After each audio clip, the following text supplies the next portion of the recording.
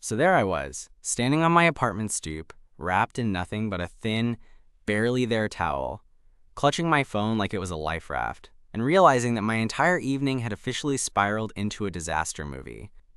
You know those moments when you think, this can't possibly be happening to me? Yeah, I was living one of those. It all started about 30 minutes earlier. I had just gotten out of the shower after a long day at work, feeling that rare kind of peace when you're clean, warm, and ready to crash. I dried off, tossed my towel over my shoulder, and headed out to grab some dinner. Or at least, that was the plan. Except in my rush, I slammed the door behind me, and then it hit me. My apartment key was nowhere to be found. Cue the sinking feeling in my gut. No keys, no wallet. Just me, a towel, and the cold realization that I was locked out of my own place. I double-checked the door. Yep, lock solid. I tried the windows, but it's a ground-floor apartment with modern locks, and no chance of sneaking inside that way.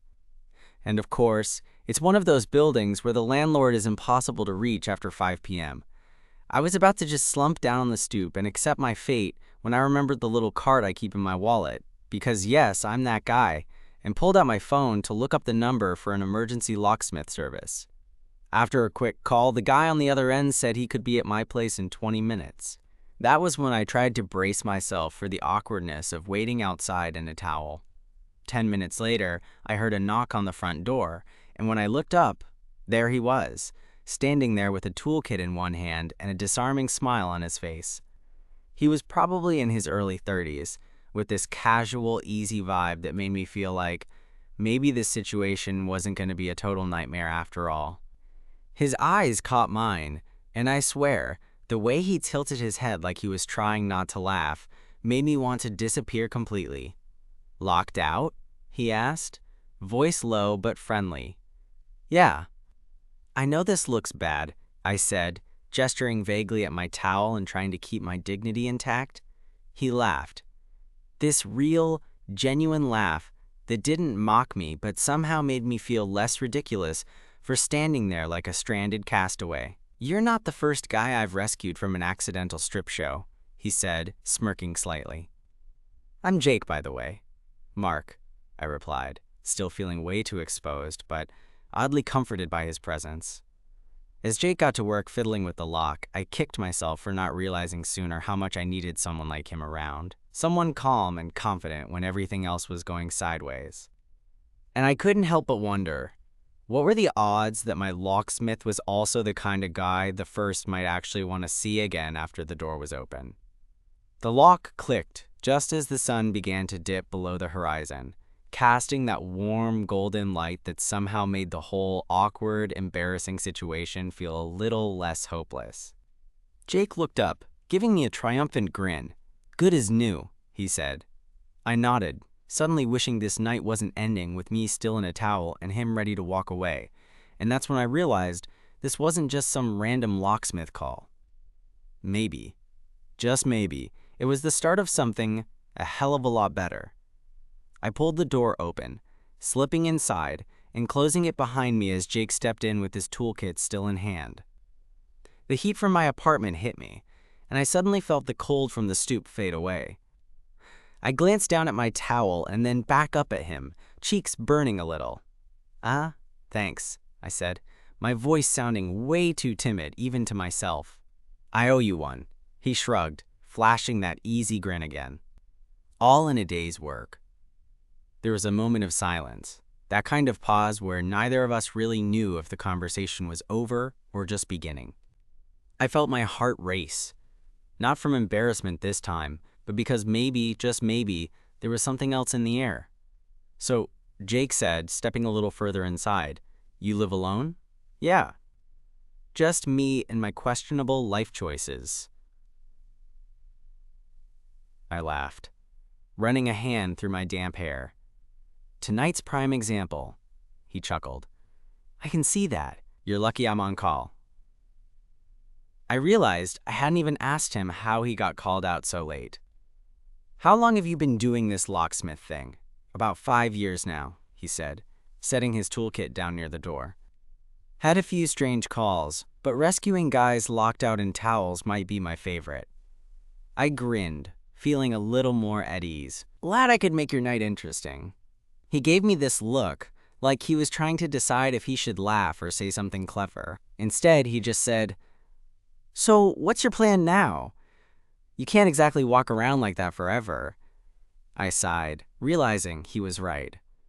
I have some clothes in the bedroom. I was just too impatient to wait. Jake nodded knowingly. Want me to wait while you change? Or maybe I should just hang out and see if you lock yourself out again? That earned a genuine laugh from me. I think I'll take you up on the hanging out part. I disappeared down the hall to grab fresh clothes, and when I came back, it felt a little less awkward. I was still a bit self-conscious, but Jake had this way of making things feel normal, even when you're standing there half-dressed in your own apartment with a stranger who's probably seen worse. We ended up sitting on my couch, talking about all kinds of random stuff. What brought him into locksmithing, his love for old records, my terrible cooking experiments. It was weird how quickly it felt like we'd known each other longer than 20 minutes. At one point, he glanced at his watch and said, "I should probably get going soon. Got another call in about an hour." I felt this flicker of disappointment. "Yeah, I get it. Thanks again, Jake, seriously." He stood up, gathering his tools. "Hey, no problem. And if you ever get locked out again, or just want to grab dinner sometime without the towel situation, you know where to find me." My heart skipped. I might take you up on that. As he walked to the door, I realized something. Tonight started as a total mess. But ending it like this? A little unexpected. A little hopeful. Maybe sometimes the worst nights bring the best surprises. I just had to make sure I didn't lock myself out again. Unless I wanted to see Jake's face sooner. The door clicked shut behind Jake, but instead of the usual silence I expected, my apartment felt oddly charged. Like the air had shifted somehow in those few minutes we were talking. I paced to the kitchen, poured myself a glass of water, and leaned against the counter, replaying the night in my head. I couldn't believe I'd been that lucky. Or maybe it was just that weird cosmic timing that messes with you. The next day, I found myself checking my phone every so often. No messages from Jake, nothing from the locksmith company beyond the usual "thanks for your business" email. Part of me wanted to reach out, but I hesitated. Was I just imagining the vibe between us? Or was it real? And if it was it ridiculous to think a guy you meet while locked out could be anything more than a random stranger? I decided to push the thought aside and get on with my day. Work was the usual grind, emails stacking up, and my brain stuck on the idea that I'd probably never see Jake again. But then, about mid-afternoon, my phone buzzed. "Hey Mark, it's Jake." Thought I'd check in? All locked in safely?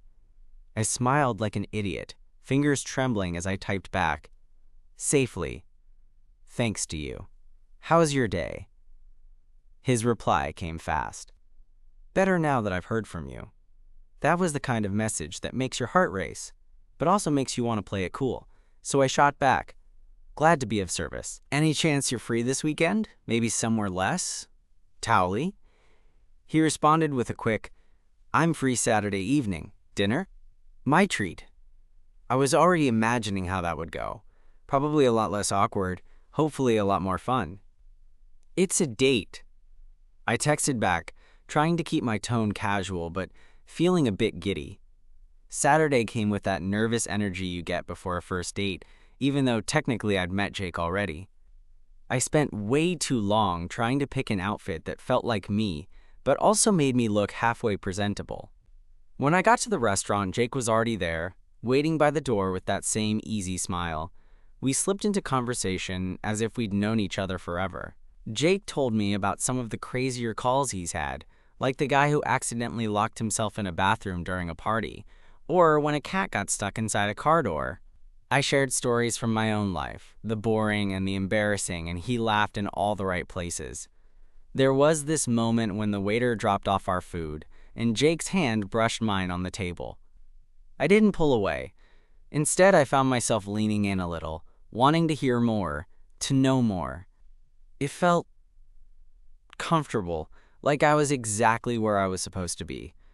After dinner, we strolled through the neighborhood, the city lights casting a warm glow around us.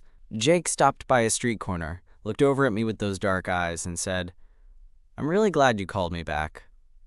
"Me too," I admitted, my heart pounding. He reached out, fingers intertwining with mine. "So what's the plan now? Avoid locking yourself out in a towel." I laughed, squeezing his hand. "I think I'll try, but if I do, I know exactly who to call." He grinned, and I felt something shift between us, a quiet promise of whatever might come next. That night, as I lay in bed, I realized something I hadn't expected when I first stood outside my door in nothing but a towel. Sometimes, being vulnerable leads you to the exact person who makes you feel safe. And maybe, just maybe, this was the start of something worth holding on to.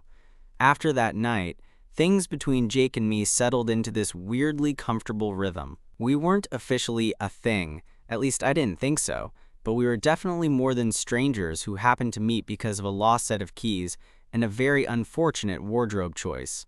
We texted almost every day, and whenever he had a break between calls, he'd swing by my place or I'd meet him somewhere nearby. One Thursday evening, he showed up unannounced with a six-pack of craft beer and this ridiculous grin that made me wonder what he was up to.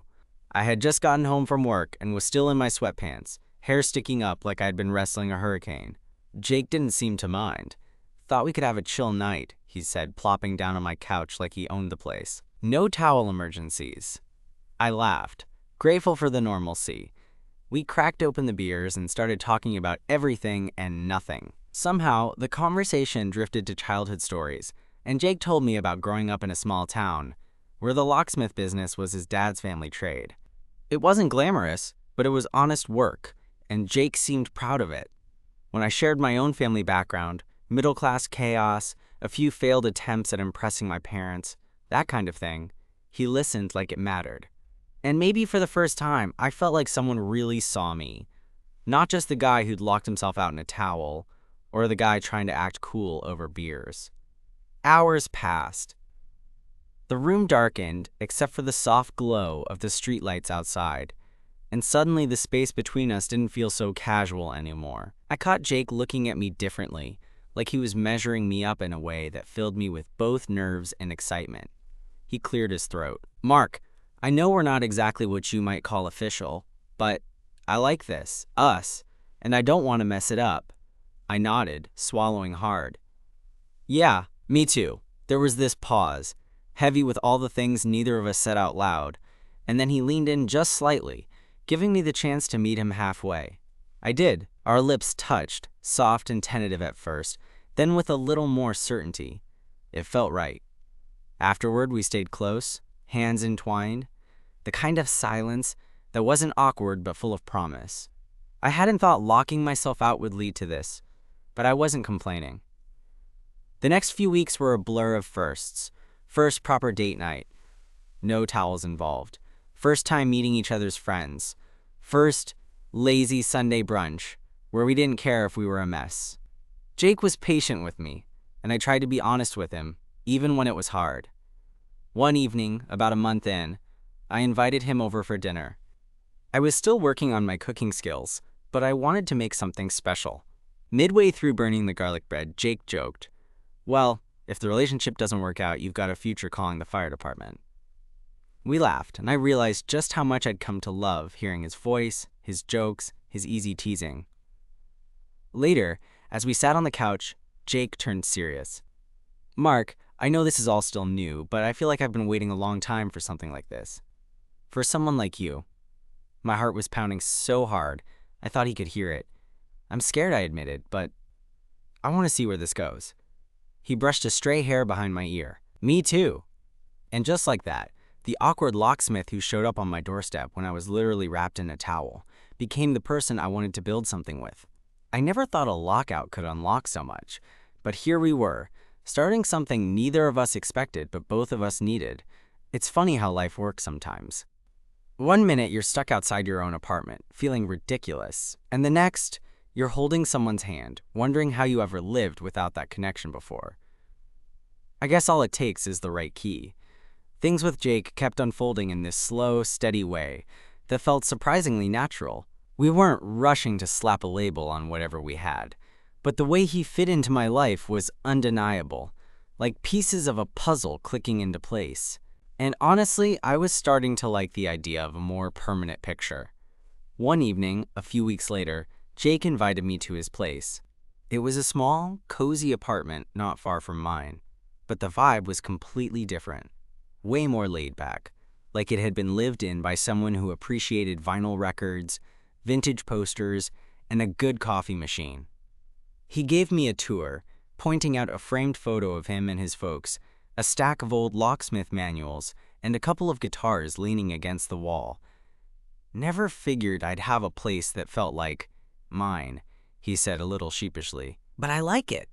I smiled, feeling a warm squeeze in my chest. "It's cool. Feels like home." We settled on the couch with mugs of coffee, strong enough to make me wide awake despite the late hour, and just talked about everything. Our dreams, dumb fears, the kind of music that made us feel alive. Jake surprised me with his taste. He was into everything from classic rock to indie ballads, a perfect soundtrack for the night we were having. At one point, he stopped mid-sentence and looked at me like he was trying to figure something out. "Mark, do you ever wonder where this is going? I mean, us." I hesitated because the truth was I'd been wrestling with that question myself. Honestly, yeah, sometimes I'm scared I'll mess it up or that I'm not ready, but then I think about the alternative, and it please mess. He nodded slowly. Same. I guess that's why it's scary, right? Because it matters. That hit me harder than I expected. Jake's openness made it easier to admit how much I'd started to care, even if I wasn't great at talking about that stuff. "I care, Jake," I said, voice low. "More than I thought I would." His smile softened, and he squeezed my hand. "Good, because I'm not going anywhere." The next few days felt charged with this quiet energy.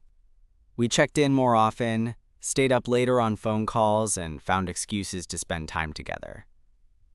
But then, life happened. Work got crazy for me.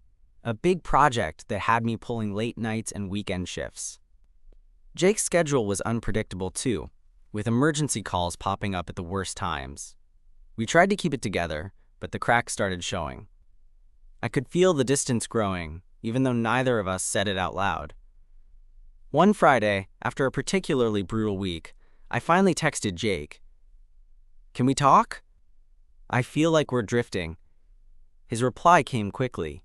"Yeah, I feel it too. Let's meet up tonight?" We picked a small cafe halfway between our places, the kind with dim lights and cozy booths. When I got there, Jake was already waiting, looking tired but relieved. We sat, and I spilled everything. The stress, the guilt about not being present, the fear of losing what we had. He listened without interrupting, then reached across the table and took my hand. "Mark, none of this is easy, but I don't want to give up on us because life gets messy." I nodded, feeling tears prick at the corners of my eyes. "Me neither. We made a promise that night, not just to try harder, but to be honest when things got tough. To not let silence fill the gaps. That was the turning point. The moment we decided that whatever came next, we faced it together. No more locked doors between us, whether literal or not. A few weeks later, Jake surprised me by showing up at my apartment with a small package. Inside was a keychain, a tiny brass key on a leather strap, engraved with my initials. "For you," he said, grinning like it was the simplest thing in the world. I held it in my hand, feeling the weight of it. "So what's the deal? You making me an honorary locksmith now?" He laughed. "Maybe, but mostly it's a reminder. You're never locked out with me around." That night, as I clipped the keychain to my keys, my actual keys, that I now kept tucked safely inside my pocket, I realized just how far we'd come. From that ridiculous towel moment to something real and messy and beautiful. Life still throws curveballs, but now, when I think about being locked out, it doesn't feel like a nightmare anymore. It's a story. Ours. And I'm pretty sure that's the best kind of story there is. A few weeks after Jake gave me that keychain, Things between us settled into a comfortable groove, but you know how life loves to throw curveballs just when you think you figured it out. One Friday night, I was pacing around my apartment waiting for Jake to come over. He promised he'd be here by 7, but it was already 7:30. I kept glancing at my phone, wondering if something had come up. Finally, the doorbell rang. My heart jumped as I opened the door, and there he was, looking a little out of breath, holding a bag of takeout.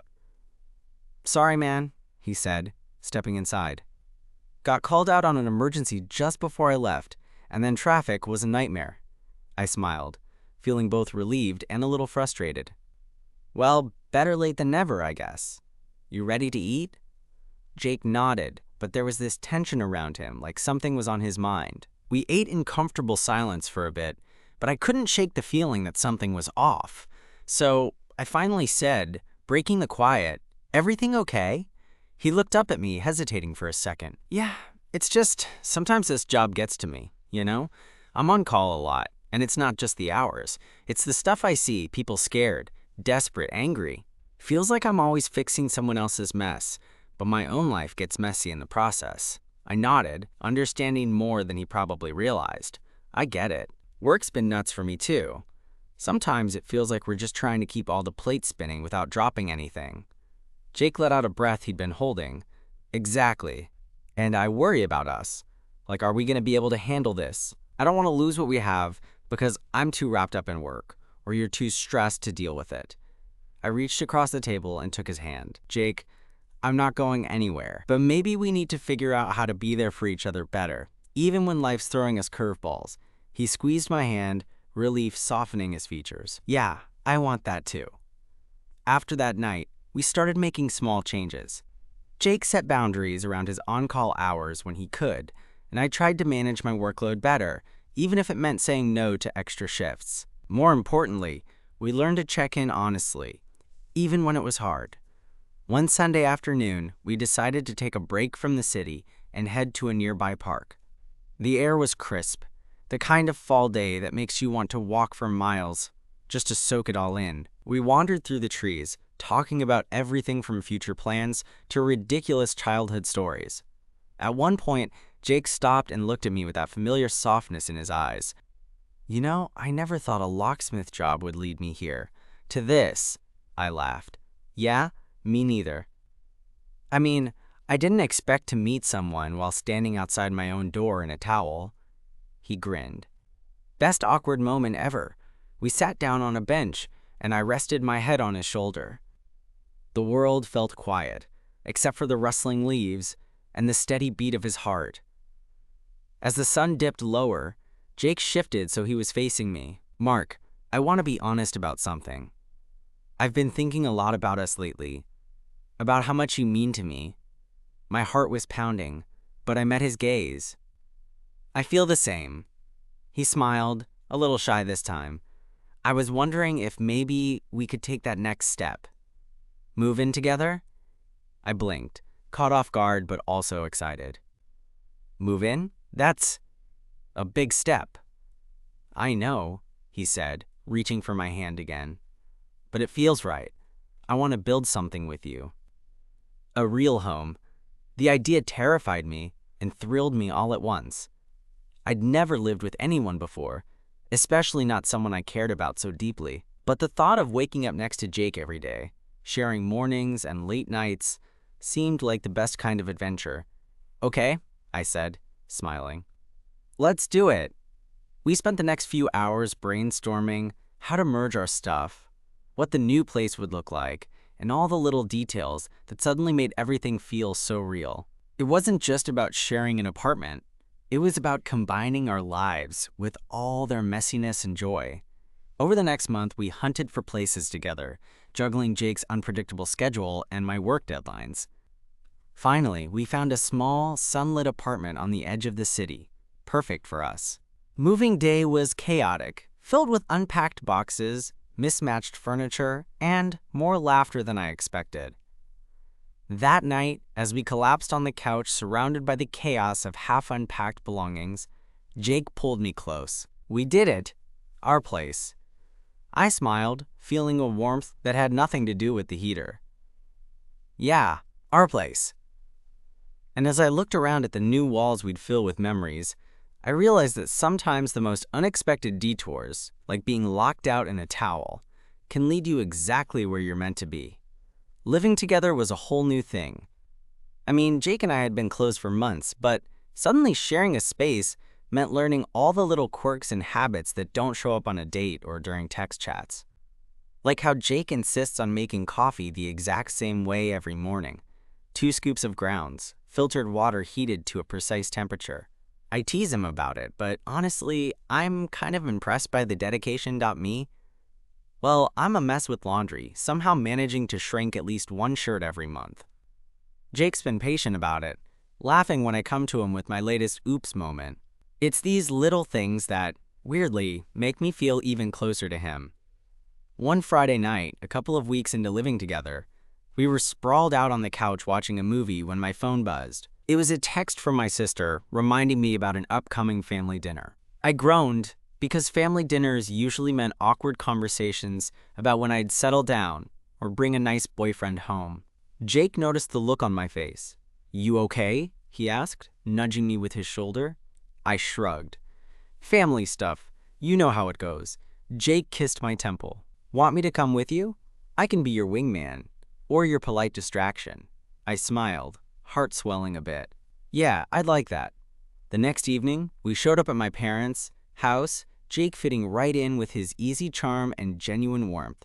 My mom fussed over him like he was family already, asking if he liked her cooking and complimenting his shirt. My dad, quieter but friendly, gave Jake a firm handshake and a nod of approval. It was a lot better than I expected. As the night went on, the usual probing questions came up. When are we moving forward? Are we thinking about marriage, kids? It was exhausting, but Jake handled it like a pro, steering the conversation with humor and honesty. At one point, he looked over at me and mouthed, "We're good," which made me laugh quietly. After we got home, I felt lighter than I had in weeks. Having Jake by my side made those old anxieties feel manageable. A few days later, Jake came home with a surprise. A small potted plant that he said needed a Mark and Jake touch. I rolled my eyes, but when we worked together to find the perfect spot by the window and watered it, I realized it wasn't just about the plant. It was about growing something together, something real. Not that everything was perfect. There were moments when the stress of work or life spilled into our space. Like one night when Jake got called out for an emergency at midnight, and I was left alone, half asleep and worried. Or the mornings when I was cranky from too little sleep and accidentally snapped at him over nothing. But we talked through those moments, learning how to give space and how to show up for each other even when things weren't easy. One afternoon, I found Jake sitting on the floor of the living room, surrounded by lockpicking tools and notes. He looked up when I walked in, eyes tired but focused. "You okay?" I asked. He sighed. "Yeah, just trying to improve my skills. Got a certification test coming up." I sat down beside him. "You're going to nail it." He smiled but looked doubtful. "I don't want to mess it up." Feels like so much pressure. I reached out, taking his hand. "Jake, you've got this. And no matter what, I'm proud of you." He squeezed my hand, and in that moment, I felt this deep sense of partnership that went beyond words. As weeks turned into months, we built routines and traditions. Sunday morning pancakes, late-night playlists, and that ongoing debate over whether the thermostat should be set to 72 or 70 degrees. We learned each other's rhythms, made space for individual quirks, and found joy in the everyday. One night, after a long day, I found Jake staring out the window, lost in thought. I wrapped my arms around him from behind. "What's on your mind?" I asked softly. He rested his head on my shoulder, just thinking about how lucky I am, and how, despite everything, this feels like home. I kissed the top of his head. "Me too." It struck me then how far we'd come, from that ridiculous towel incident to this quiet, steady love. Life was messy and unpredictable, but with Jake, it felt like I could face whatever came next. Sometimes, the best things happen when you're least prepared. And if getting locked out taught me anything, it's that sometimes The key to everything is just being willing to open the door. It was late spring when Jake and I sat on that same couch, the one that had seen everything from awkward first meetings to quiet nights after long days. The apartment was filled with the soft hum of city life outside, and the light from the street lamp filtered gently through the curtains. We were both tired but content, a kind of tired that comes from living fully, from building something real. Jake reached for my hand like he always does, fingers intertwining with mine naturally. And in that simple touch, I felt the years of uncertainty and awkward beginnings dissolve into something steady and sure. "I've been thinking," he said softly, his voice almost hesitant. "About us. About where we're headed." I looked over at him, heart already knowing the answer before he spoke. "Moving in together was a big step," he continued. "But I want you to know, I'm ready for whatever comes next. I don't need grand gestures or big promises, just you." Every day, I smiled, feeling my throat tighten. Me too. I want something real, something lasting. No more half measures or doubts. We sat there for a moment, the weight of those words settling between us like a quiet promise. Later that evening, we took a walk through the neighborhood, the one where it all started, where I'd first stood locked out in a towel and he'd come to my rescue. The streets were calm, lined with blooming trees and the faint scent of spring in the air. Jake stopped by the stoop where we'd met, looking around like he was soaking it all in. Then he turned to me, eyes clear and steady. "You remember this spot?" he asked. "Every painfully embarrassing detail." I laughed. He smiled. "I think it's funny how life works. One moment you're stuck outside your own door, and the next, you find someone who makes you feel like you belong. Not just in one place, but with someone." I nodded, squeezing his hand. "I never thought a locksmith would be the key to all this." He laughed, warm and genuine. "Guess sometimes the key you didn't expect is the one you need the most." We stayed there a while, just holding hands, watching the world go by without rushing, without fear. It wasn't a fairy tale or a perfect movie moment. It was something better, real, messy. Ours. That night, as we locked the door behind us, I realized that being locked out had led me exactly where I needed to be, not just in this apartment, but in a life shared with someone who sees me, who stands by me, and who makes every ordinary moment feel like something extraordinary. And honestly, I wouldn't change a thing.